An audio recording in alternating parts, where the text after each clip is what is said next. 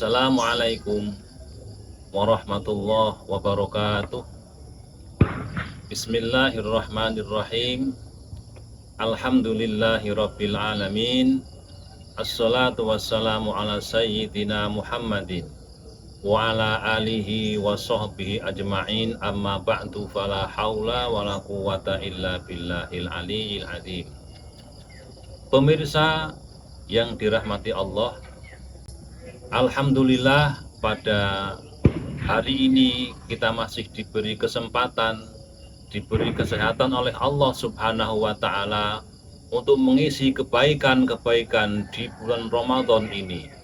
Semoga Allah senantiasa memberikan kita kekuatan untuk melaksanakan ibadah puasa dengan mengisi kebaikan-kebaikan di dalamnya. Sholawat serta salam mari kita sanjungkan kepada Nabi Muhammad Sallallahu Alaihi Wasallam yang kita nantikan syafaatnya kelak di hari akhirat. Amin ya rabbal alamin. Pemirsa yang dirahmati Allah, alhamdulillah tahun ini kita masih diberi kesempatan oleh Allah untuk menikmati suasana bulan Ramadan, di mana Ramadan adalah bulan yang sangat mulia, bulan yang dimana pintu-pintu surga dibuka seluas-luasnya oleh Allah Subhanahu wa Ta'ala, dan pintu-pintu neraka ditutup oleh Allah Subhanahu wa Ta'ala, dan para setan dibelenggu oleh Allah Subhanahu wa Ta'ala. Maka dalam rangka mengisi bulan Ramadan ini ada 3 hal yang ingin saya sampaikan. Yang pertama, kita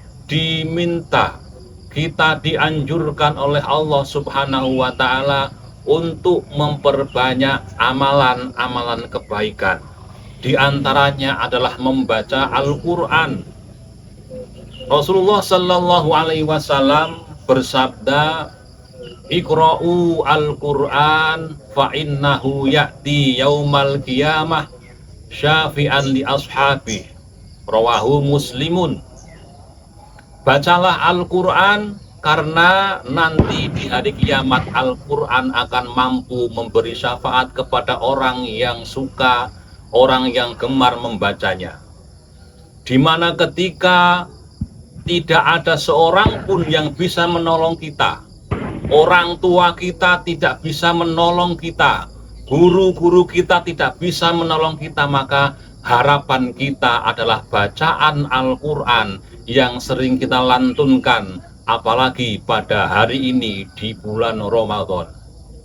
Yang pertama. Yang kedua, maka Allah Subhanahu wa Ta'ala akan memberikan kebahagiaan bagi mereka yang gemar membaca Al-Quran, yang gemar belajar Al-Quran. Bagi mereka yang sudah pandai membaca Al-Quran, maka sangat dianjurkan untuk tiap hari membaca Al-Quran.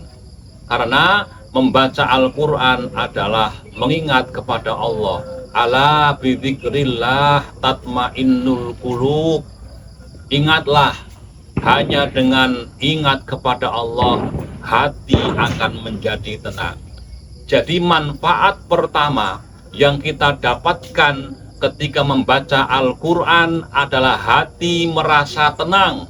Bagi mereka yang terkena penyakit gegana, gelisah, galau, dan merana, jangan mencari obat di luar, jangan mencari kebahagiaan di luar.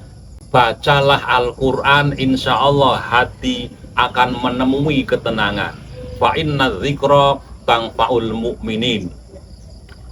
Kemudian bagi mereka yang tidak begitu paham, tidak begitu pandai dalam membaca Al-Quran, Nabi Muhammad Sallallahu Alaihi Wasallam berpesan, "Walladzi yaqra'ul Qur'an wa yatata'ta wa syaqqa alaihi lahu ajroni."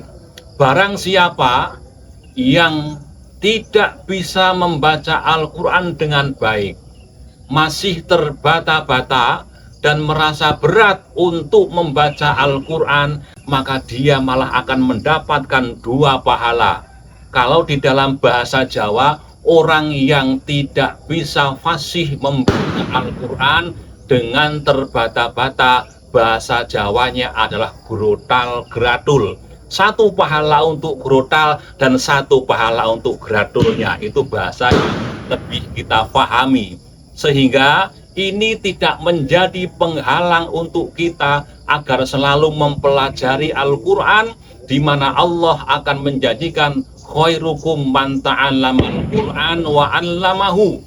Sebaik-baik kalian adalah orang yang mempelajari Al-Quran dan mengajarkannya. Khairukum man ta'allamal Qur'ana wa 'allamahu. Pemirsa yang dirahmati Allah, yang terakhir yang ingin saya sampaikan, kenapa malaikat Jibril merupakan malaikat yang paling mulia? Karena malaikat Jibril lah pembawa Al-Quran ke dalam hati sanubari Nabi Muhammad Sallallahu Alaihi Wasallam. Kenapa pula Nabi Muhammad merupakan nabi yang paling mulia? Karena Nabi Muhammad merupakan nabi yang di dalamnya diberi wahyu Al-Quran. Kenapa pula bulan Ramadan merupakan bulan yang paling mulia? Karena di bulan Ramadan inilah Al-Quran diturunkan kepada Allah Subhanahu wa Ta'ala. Pertanyaannya adalah, bagaimana ketika Al-Quran masuk ke dalam hati sanubari kita? Maka saya yakin, seyakin-yakinnya, mereka yang di dalam hati sanubarinya ada Al-Quran, maka hatinya akan merasa bahagia, hatinya akan merasa gembira, akan mencapai kebahagiaan di dunia dan kebahagiaan di akhirat. Hadirin yang dimuliakan Allah, di bulan Ramadan ini marilah kita memperbanyak membaca Al-Quran dan amalan-amalan baik yang lain. Semoga Allah senantiasa memberi kekuatan kepada kita untuk fastabiqul khairat, untuk berlomba-lomba dalam mengerjakan kebaikan. Yang terakhir yang ingin saya sampaikan, ubur-ubur ikan lele, jangan malas membaca Al-Quran le.